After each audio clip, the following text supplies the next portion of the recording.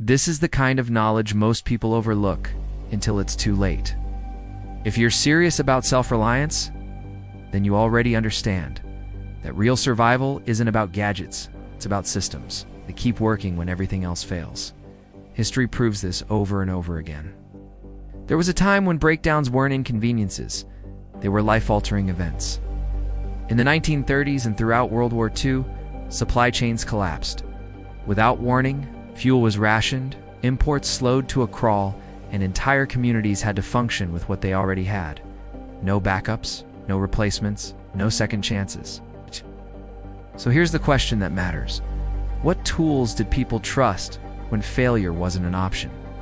Today, we're digging into one of the most underestimated pieces of survival infrastructure ever built up. A tool so simple that most people ignore it, and so effective that it outlasts modern systems in the one category that counts: independence.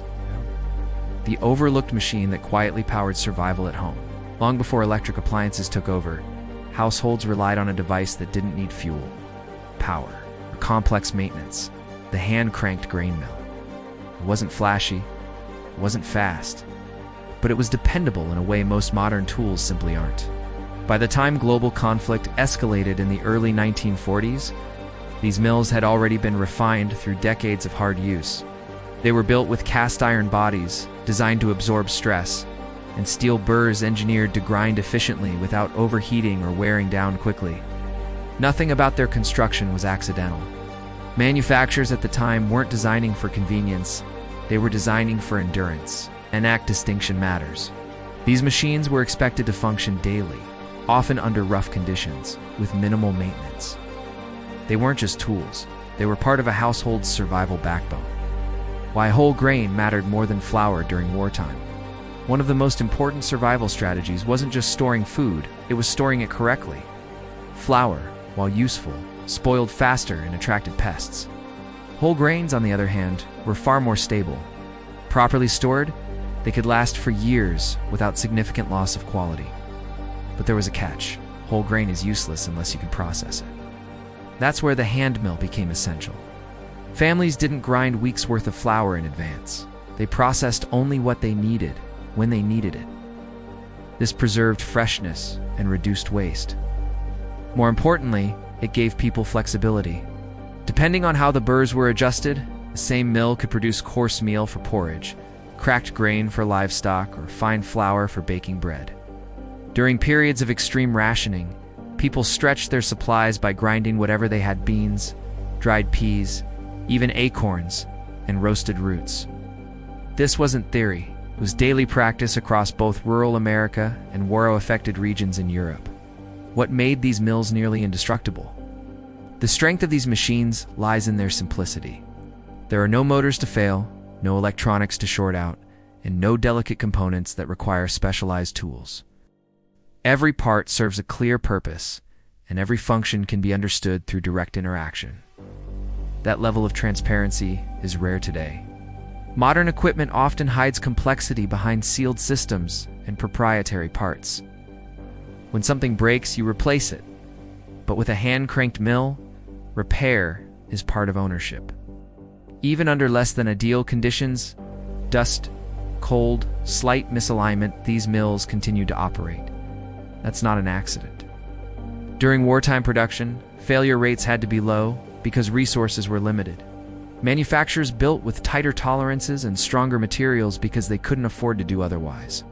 And the result speaks for itself. Many of these mills are still operational nearly a century later. How to identify a genuine functional mill today? If you come across one of these in a barn, workshop, or estate sale, there are a few things that immediately separate a real piece. Weight is the first indicator. Authentic mills from the 1930s and 1940s are heavier than they appear. That weight comes from solid cast iron construction, not hollow materials. When tapped, the metal should produce a dull, solid sound, not a thin ring. The adjustment mechanism should move, even if it's stiff. That stiffness is often just age, not damage. Burr plates should show consistent wear, not cracks or uneven chipping. Those patterns tell you the mill was used properly.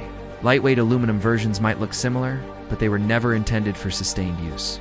Under real workload, they fail quickly. The originals were built for hours of continuous operation, restoration mistakes that destroyed performance. This is where most people go wrong. In an effort to restore these mills, they end up ruining the features that make them effective. The burr plates are the heart of the system. Aggressive cleaning methods like sandblasting can permanently damage their geometry. Historically, maintenance was careful and minimal. Rust was removed using mild solutions and gentle brushing. Internal surfaces were left dry. Burrs weren't sharpened, they were conditioned by running dry grain through them, allowing natural polishing to restore alignment. This approach preserved function rather than chasing appearance, and it's the reason so many of these machines still work today. Why this still matters in a modern survival context. Here's the reality most people overlook. Stored food alone isn't enough. If you can't process it, you can't use it effectively. Whole grain without a mill is just untapped potential. With a properly functioning hand mill, one person can produce enough flour for daily bread in minutes. Pair that with a basic heat source like a wood-fired oven, and you've recreated a fully independent food system, one that doesn't rely on electricity, fuel deliveries, or fragile infrastructure. Compare that to modern setups dependent on generators. Once fuel runs out, those systems collapse. But a hand-powered system continues as long as you do. It's the real lesson behind these machines. This isn't about nostalgia. It's about understanding a design philosophy that prioritizes resilience over convenience. These tools were built with the assumption that everything else might fail. They were designed to compensate for that reality.